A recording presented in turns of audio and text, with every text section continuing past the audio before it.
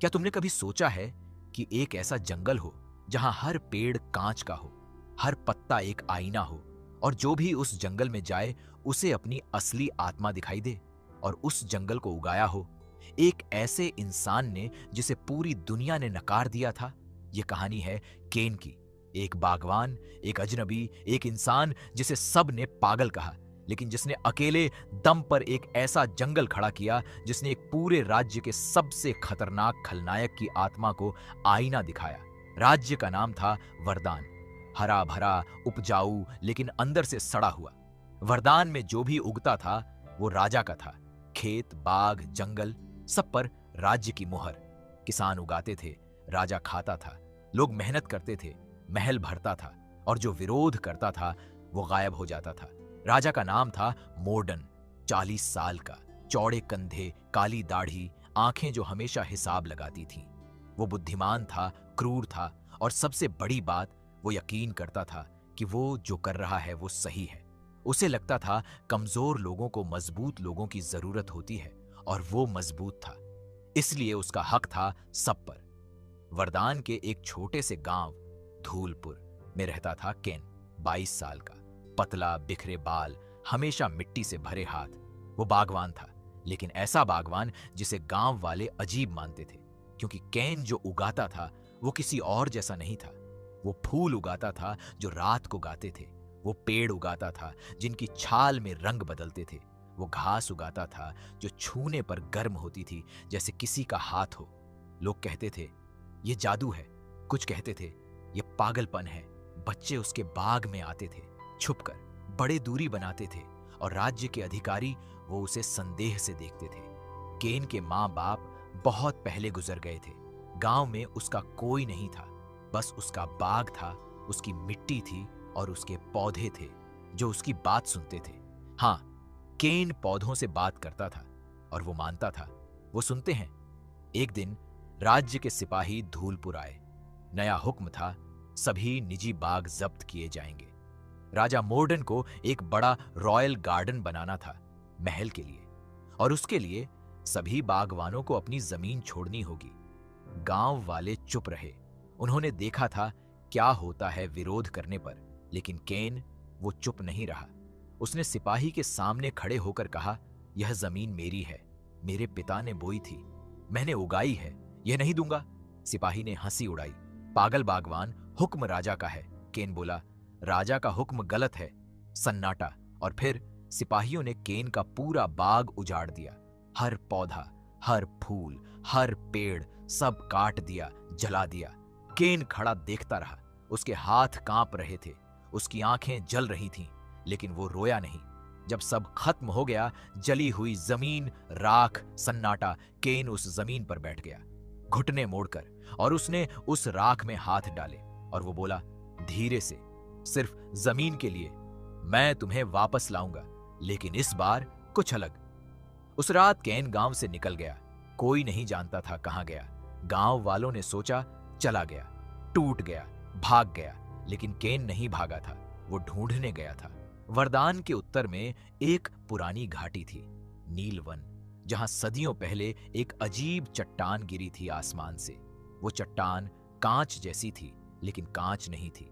उसमें रंग थे जो बदलते थे, और स्थानीय लोग कहते थे उस चट्टान की मिट्टी में कुछ है, जो भी उसमें बो वो आईने जैसा उगता है। केन ने वो जगह ढूंढी। 6 दिन की पैदल यात्रा के बाद नीलवन में घुसते ही उसने महसूस किया हवा अलग थी, जैसे हवा में संगीत हो। जमीन नीली थी, हल्की नीली, और बीच में वो चट्टान 5 फुट ऊंची, आसमानी नीली। उसमें रोशनी थी जो खुद से निकलती थी। केन उसके पास गया, उसने हाथ लगाया, और उसे एक आवाज सुनाई दी जमीन के अंदर से, जैसे पूरी धरती ने एक सांस ली हो। केन जानता था यही जगह थी। उसने वहीं डेरा डाला। उसने उस नीली मिट्टी में अपने पुराने बाग के बचे हुए बीज बोए, वो बीज जो उसने अपनी जेब में छुपाए थे, सिपाहियों से बचाए थे। उसने बोते हुए कहा, इस बार कांच बनो, इस बार आईना बनो, इस बार सच दिखाओ। और वो बीज उस नीली मिट्टी में अलग तरह से उगे। पहला पौधा कांच जैसा था, पारदर्शी, चमकीला। दूसरा और तीसरा भी। केन ने देखा, और उसकी आंखों में एक चमक आई। ये वो जंगल था जो वो उगाएगा, लेकिन यह काम महीनों का था, सालों का था। केन अकेला था और वरदान में मोर्डन का राज और क्रूर होता जा रहा था। गांव गांव से खाना उठाया जा रहा था। लोग भूखे थे। जो आवाज उठाता गायब होता। धूलपुर में कैन के जाने के बाद एक लड़की थी जो उसे याद करती थी। उसका नाम था लीना। 17 साल की, तेज आंखें, हमेशा कुछ न कुछ लिखती रहती थी। लीना ने केन को देखा था। उस दिन जब सिपाहियों ने बाग उजाड़ा था, उसने देखा था केन का चेहरा, जो टूटा नहीं था, जो झुका नहीं था, और उसे लगा था यह आदमी कुछ करेगा। लीना के पिता रेन एक बढ़ई था, अच्छा इंसान, थका हुआ, और एक और था बास, एक पुराना सैनिक जो मोर्डन की फौज से भाग गया था। वो धूलपुर में छुपा था, बड़ा, खुरदरा, लेकिन अंदर से टूटा हुआ। बास को पता था मोर्डन क्या करता है उन सैनिकों के साथ जो सवाल पूछते हैं। उसने देखा था, और वो यहां था, छुपकर, डरकर, लेकिन जिंदा। नीलवन में केन का जंगल बढ़ रहा था, धीरे धीरे। पहले महीने में 10 पेड़, दूसरे में 30, तीसरे में 100। कांच के पेड़ जो असली पेड़ों जैसे थे, पत्ते, टहनियां, जड़ें, लेकिन सब कांच का। और उनमें रोशनी थी, भीतरी रोशनी, जो रात को चमकती थी। केन हर पेड़ से बात करता था, हर पौधे को नाम देता था। वो थका हुआ था, अकेला था, लेकिन हर बार जब एक नया पेड़ उगता था, उसके चेहरे पर एक मुस्कुराहट आती थी। एक दिन लीना उसे ढूंढते हुए नीलवन पहुंची। वो महीनों से उसे खोज रही थी। जब उसने वो जंगल देखा, वो रुक गई। कांच के पेड़, नीली रोशनी, हर पत्ते में एक परछाई, उसकी अपनी परछाई। वो चली जंगल के अंदर, और जैसे ही वो अंदर गई, उसने देखा हर पेड़ में एक अलग तस्वीर, उसकी यादें, उसके डर, उसकी उम्मीदें, जैसे पेड़ उसे जानते हों। लीना भौचक खड़ी थी जब पीछे से आवाज आई, डरो मत। वो केन था, थका, मिट्टी से भरा, लेकिन वही शांत आंखें। ये जंगल ये नुकसान नहीं करता, ये सिर्फ दिखाता है। क्या दिखाता है? जो तुम हो असल में। लीना ने उसे देखा। तुम ये क्यों बना रहे हो? केन ने एक कांच के पेड़ को छुआ। मोर्डन के लिए। लीना चुप रही। केन ने कहा, मोर्डन को लगता है वो सही है। उसे कभी किसी ने आईना नहीं दिखाया। जब यह जंगल पूरा होगा और जब वो इसमें आएगा, तो उसे दिखेगा वो असल में क्या है। लीना ने धीरे पूछा, और अगर उसने आना नहीं माना? केन ने मुस्कुराया, तो हम उसे लाएंगे। लीना वहीं रुक गई। उसने केन की मदद करने का फैसला किया, और कुछ दिन बाद बांस भी आया। वो खुद आया, किसी ने नहीं बुलाया। उसने जंगल देखा और बोला, मुझे पता नहीं यह काम करेगा, लेकिन मुझे कुछ करना है, बस खड़े रहना और नहीं होता। केन ने उसकी तरफ हाथ बढ़ाया, बांस ने थामा, और 3 हो गए। लीना के पिता रेन भी आए, अपने हाथों से लकड़ी के औजार लेकर। वो बढ़ई था, जंगल में रास्ते बनाने में मदद कर सकता था। 4 हो गए। धीरे धीरे और लोग आए, धूलपुर से, पड़ोसी गांवों से, जो मोर्डन से तंग थे, जो डरे हुए थे, जो थके हुए थे, लेकिन जिनमें अभी एक चिंगारी बची थी। और वो सब उस कांच के जंगल में कुछ न कुछ करते थे। कोई मिट्टी तैयार करता, कोई बीज बोता, कोई पानी देता, कोई रास्ते साफ करता। केन सबका नेतृत्व करता था, लेकिन उसने कभी खुद को नेता नहीं कहा। वो बस बागवान था, और बाग उसका था। महीने बीते, जंगल बड़ा होता गया, और उसकी खासियत और गहरी होती गई। जो भी उस जंगल में जाता, उसे खुद दिखता था, लेकिन जैसे वो असल में था, बिना झूठ के, बिना मुखौटे के। एक बार एक राज्य का अधिकारी, जो मोर्डन का आदमी था, उस जंगल में भटक गया। वो डरते डरते अंदर गया, और जो उसने देखा वो उसका असली चेहरा था। एक डरा हुआ आदमी, जो अत्याचार इसलिए करता था क्योंकि उसे डर था खुद कमजोर ना हो जाए। वो रोते हुए जंगल से निकला, और उसने मोर्डन का साथ छोड़ दिया। एक एक करके मोर्डन के कुछ आदमी जो उस जंगल में आए बदल गए, लेकिन मोर्डन को खबर मिल रही थी। उसके जासूस थे। उसे पता चला नीलवन में एक अजीब जंगल है जो उसके आदमियों को बदल रहा है। मोर्डन गुस्से में था। उसने एक बड़ी फौज भेजी जंगल काटने के लिए, लेकिन जब फौज वहां पहुंची, कांच के पेड़ देखकर वो रुक गई। उन पेड़ों में हर सिपाही को खुद दिखा, और जो दिखा वो उन्हें रोक गया। कुछ ने हथियार फेंक दिए, कुछ रोए, कुछ भागे। सिर्फ कुछ जो सबसे कठोर थे उन्होंने पेड़ काटने की कोशिश की, लेकिन कांच के पेड़ आसानी से नहीं टूटते थे, और जब टूटते थे तो उनसे एक रोशनी निकलती थी जो आंखें चौंधिया देती थी। फौज वापस लौट गई। मोर्डन और गुस्सा हुआ। उसने केन को ढूंढने का हुक्म दिया और उसने खुद जाने का फैसला किया। यह बात केन को पता चली लीना के जरिए। उसका एक जासूसी नेटवर्क था, छोटा लेकिन असरदार। लीना ने कहा, मोर्डन आ रहा है, खुद 500 सिपाहियों के साथ। बांस खड़ा हुआ। हम लड़ेंगे। केन ने मना किया। नहीं। बांस ने उसे देखा। तो क्या बैठे रहें? नहीं, हम उसे जंगल में लाएंगे। लीना बोली, वो नहीं आएगा, उसे पता है जंगल क्या करता है। केन ने कहा, इसीलिए हम उसे मजबूर करेंगे। प्लान बना। सिपाही आएंगे, जंगल के बाहर रुकेंगे। केन और उसके लोग उनसे नहीं लड़ेंगे, वो सिर्फ एक काम करेंगे, जंगल के अंदर से एक रास्ता बनाएंगे, एक ऐसा रास्ता जो मोर्डन तक जाए और उसे उस जंगल के केंद्र में ले जाए। और जंगल के केंद्र में था सबसे बड़ा पेड़, जिसे केन ने सबसे पहले बोया था, जो सबसे पुराना था, जो सबसे गहरा आईना था। जब मोर्डन पहुंचा नीलवन के बाहर, उसने वो जंगल देखा। पहली बार उसकी आंखें रुकी। कांच के पेड़, नीली रोशनी, अजीब खूबसूरती। उसके सिपाही बेचैन थे, लेकिन मोर्डन, उसने ठंडी आवाज में कहा, काटो इसे। लेकिन सिपाही आगे नहीं बढ़े। हुजूर, ये जगह अजीब है। डरपोक। मोर्डन घोड़े से उतरा। मैं खुद जाऊंगा। उसके सहायक ने रोकने की कोशिश की। मोर्डन ने उसे एक नजर से चुप करा दिया। वो जंगल में घुसा, और जैसे ही घुसा जंगल बदल गया। आवाजें बंद हो गईं, हवा रुक गई, और हर तरफ कांच के पेड़ उसकी तरफ मुड़ गए, जैसे वो उसे देख रहे हों। मोर्डन ने तलवार निकाली, लेकिन कोई नहीं था लड़ने के लिए, बस पेड़। और उन पेड़ों में उसे दिखने लगा, पहले धुंधला, फिर साफ, अपना चेहरा। लेकिन वो चेहरा वो नहीं था जो वो आईने में देखता था। वो चेहरा एक डरे हुए बच्चे का था, एक छोटे से लड़के का जो अपने पिता की आवाज से कांपता था। मोर्डन रुक गया, उसका हाथ कांपा। उसने आगे कदम रखा, और दूसरा पेड़ एक और तस्वीर दिखाने लगा। एक नौजवान जिसने पहली बार किसी बेगुनाह को सजा दी थी, और उसके चेहरे पर एक पल एक हिचकिचाहट थी जो उसने दबा दी थी। मोर्डन का सीना भारी हो गया। वो आगे बढ़ा, रुकने की कोशिश करते हुए, लेकिन जंगल उसे खींच रहा था। हर पेड़ एक याद, हर पत्ता एक पल। वो मां जिसे उसने महल में बंद करके बाहर नहीं निकलने दिया था।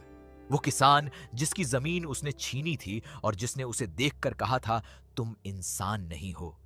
वो बच्चे जो उसके नाम से डरते थे। और फिर वो केंद्र में पहुंचा, सबसे बड़ा पेड़, और उसमें उसने देखा खुद को।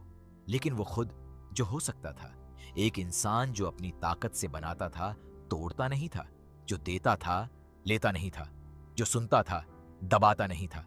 वो तस्वीर इतनी साफ थी, इतनी असली, कि मोर्डन के घुटने झुक गए और वो उस पेड़ के सामने बैठ गया। कहीं से केन आया, अकेला, कोई हथियार नहीं, सिर्फ उसके हाथ मिट्टी से भरे। मोर्डन ने उसे देखा। एक पल के लिए उसकी आंखों में कुछ था, शायद गुस्सा, शायद शर्म, शायद कुछ और जिसे वो नाम नहीं जानता था। तुमने यह बनाया? केन ने हां में सिर हिलाया। क्यों? केन ने उस बड़े पेड़ को देखा। क्योंकि मैं तुमसे लड़ नहीं सकता था। तुम्हारी फौज मुझसे बड़ी है, तुम्हारी ताकत मुझसे ज्यादा है, लेकिन मैं यह कर सकता था। तुम चाहते थे कि मैं यह सब देखूं? मैं चाहता था कि तुम खुद को देखो, क्योंकि जो इंसान खुद को नहीं देखता, वो दूसरों को देख ही नहीं सकता। मोर्डन उठा, उसने केन को देखा। उसकी आंखों में एक अजीब नमी थी, लेकिन वो कठोर था, सालों का कठोर। मैं तुम्हें माफ नहीं करूंगा। इस जंगल के लिए मैंने माफी नहीं मांगी। मैं इसे जलवा दूंगा। केन बोला, तुम जला सकते हो, लेकिन जो तुमने देखा वो नहीं जल सकता। वो यादें तुम्हारे अंदर हैं, हमेशा रहेंगी। मोर्डन ने उसे देखा लंबे वक्त तक, और फिर वो मुड़ा, जंगल से बाहर चला गया। उसके सिपाहियों ने उसे देखा, वो अलग लग रहा था। उसने कोई हुक्म नहीं दिया, बस घोड़े पर बैठा और वापस चला गया। उस रात महल में मोर्डन अपने कमरे में बैठा था। उसके सामने एक कागज। उसने लिखा, फिर मिटाया, फिर लिखा।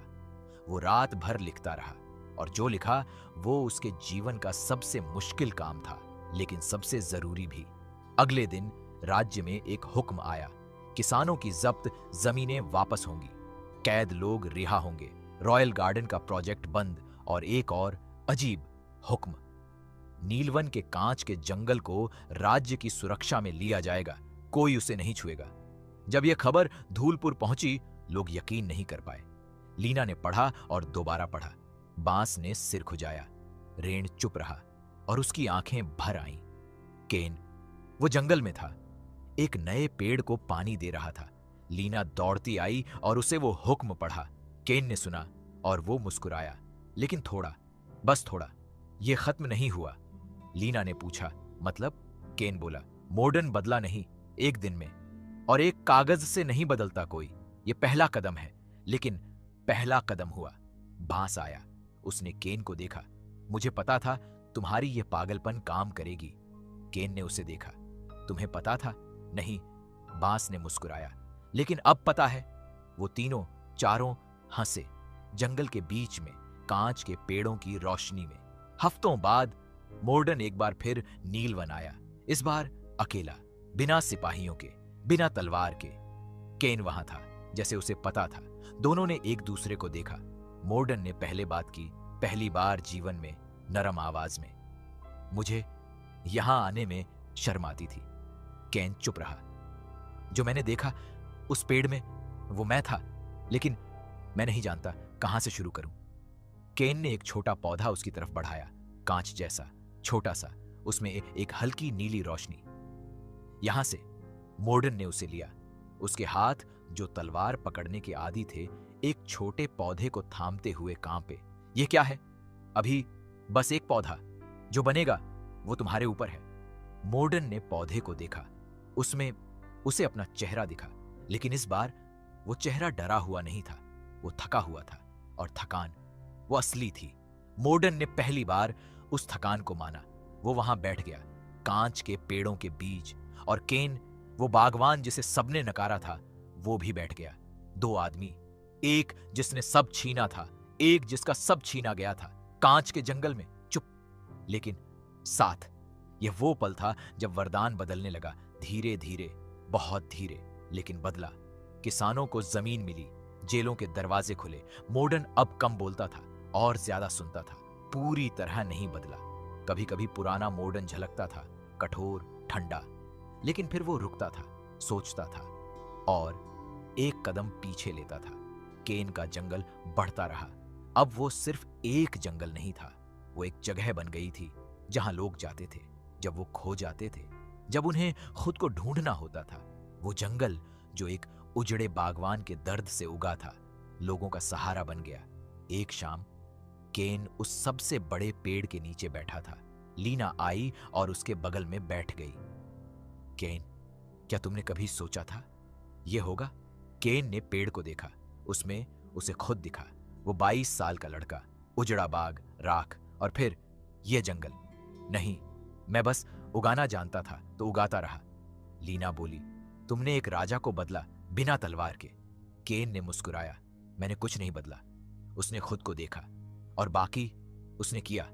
बांस दूर से आया, एक पेड़ को पानी देते हुए। रेन एक नया रास्ता बना रहा था, और कुछ गांव के बच्चे जो कभी डरते डरते आते थे, अब वहां खेल रहे थे, कांच के पेड़ों के बीच, और हर बच्चे में, हर पेड़ में उनकी असली हंसी दिख रही थी।